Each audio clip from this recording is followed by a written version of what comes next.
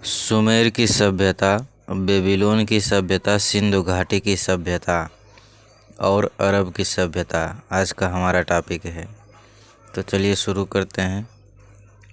सुमेर की सभ्यता।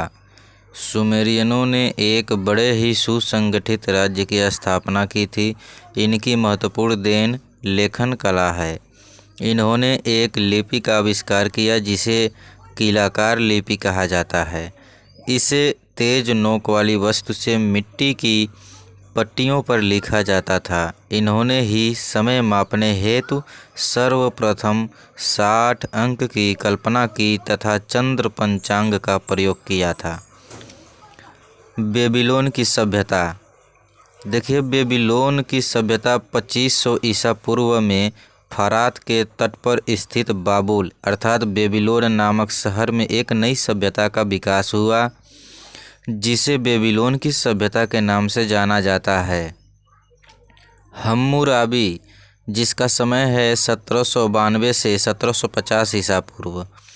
Hammurabi Babylon का सबसे प्रसिद्ध शासक था, जो एमोराइट राजवंश का था।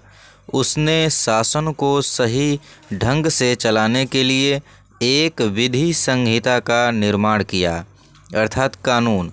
हम्मुराबी विश्व का पहला शासक था जिसने सर्वप्रथम कानूनों का लिखित रूप में संग्रह कराया। अब इसकी बाद आता है सिंधु घाटी की सभ्यता। देखिए, सिंधु घाटी की सभ्यता, यह सभ्यता सिंधु नदी एवं उसके समीप के क्षेत्रों में 3000 ईसा पूर्व में विकसित हुई। यह कांस्य युगीन सभ्यता भी कही जाती है।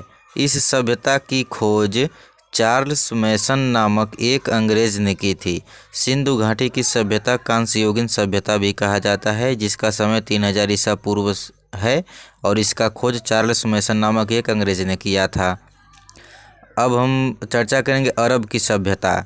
देखिए, अरब की सभ्यता जो है 7वीं शताब्दी में इस्लाम के उदय के साथ ही अरब में एक नई सभ्यता के जन्म लिया। ठीक है, अरबी सभ्यता ने मानव जगत को कई महत्वपूर्ण योगदान दिए हैं, जैसे भारतीय अंक प्रणाली का विश्व में प्रचार, लिखावट के नए अरबी अंकों का विकास आदि। अरबों ने लिखावट की एक नई शैली को भी जन्म दिया, जिसे खुशखती कहते हैं। ये रहा आज का हमारा टॉपिक, लास्ट हुआ, जिसमें हमने चर्चा किया सुमेर की सभ्यता, बेबीलोन की सभ्यता, सिंधु घाटी की सभ्यता और अरब की सभ्यता। ठीक है।